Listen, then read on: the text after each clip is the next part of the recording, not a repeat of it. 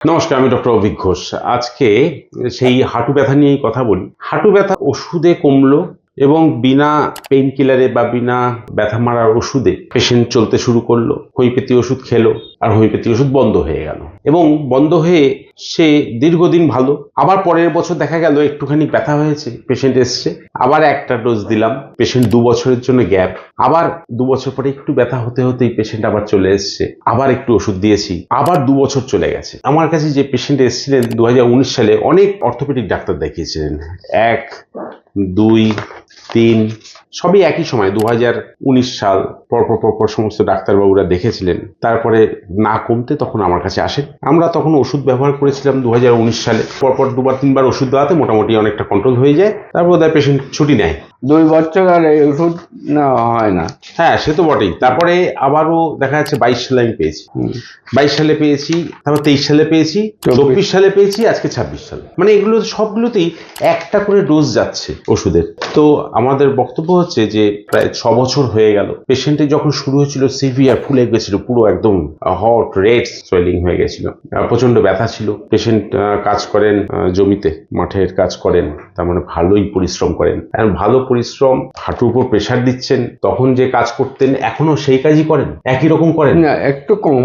বয়সটাও তো 6 বছর 7 বছর পেরিয়ে গেল। তো দেখুন, ব্যাপার হচ্ছে যে এই যে 7টা বছর ধরে বা 6টা বছর ধরে, 18 সাল থেকে ধরলে প্রায় 7 বছরের কাছে, পেশেন্ট কিন্তু এখনো হাঁটু ঠিক অক্ষত রেখেছে এবং হাঁটু নিয়ে কিন্তু সেই কাজই করে যাচ্ছে। আর বছরে একটা করে ওই শীতের শুরুতে একটুখানি ব্যথাটা বাড়ে, তখন কিন্তু পেশেন্ট একটু আসে। তাই এইবার মোটামুটি শীতটাও আসেনি, 2025-এ তো আসেইনি, 2026-এর শীত চলে যাওয়ার সময় ওনার একটু এসছেন। আর একটা নতুন সিমটমস যোগ হয়েছে, সেটা হচ্ছে অমাবস্যা পূর্ণিমাতে একটু বাড়ছে কমছে। এটা এই কয়েকটা মাস সামান্য টের পাওয়া যায়।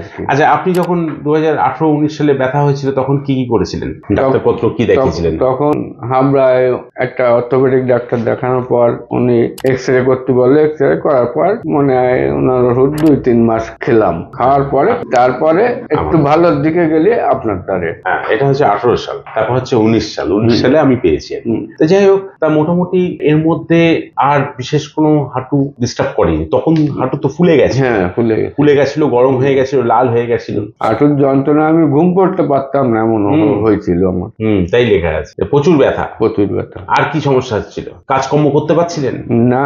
তখন কিছুদিন আমি কাজকর্ম করতে পারিনি, প্রায় 4-5 মাস। হ্যাঁ, ওষুধ দিলে পেশেন্ট ভালো হয়, পেশেন্ট আবার কাজে জয়েন করতে পারে। মোটামুটি হোমিওপ্যাথি ওষুধ খেলে এক্সটেনশনটা পাওয়া যায়, যে ওষুধ না খেলেও পেশেন্ট কিন্তু বেশ ভালো থাকছে। বেশ কিছু বছর, 2 বছর করে ভালো রাখতে পেরেছি, মাঝখানে একটা করে ডোজ দেওয়াতে। এনার সমস্ত সিমটমস গুলো আমরা কালেকশন করে আমরা ব্রায়োনিয়া পেয়েছিলাম। ব্রায়োনিয়া ভালো কাজ করেছিল। তারপর আমরা কিছু সিমটমস কালেকশন করে আমরা ক্যালকেরিয়া ফস পেয়েছি। ক্যালকেরিয়া ফসে পেশেন্ট কিন্তু আরো ভালো ছিল। তারপর আমরা টেনেম দিয়েছিলাম, 10,000 পাওয়ার ব্যবহার করেছি, তাতে বেশ লং কন্টিনিউড। এখনো কিন্তু পেশেন্ট কিন্তু ক্লেম করছে না যে আমার পায়ে ব্যথা।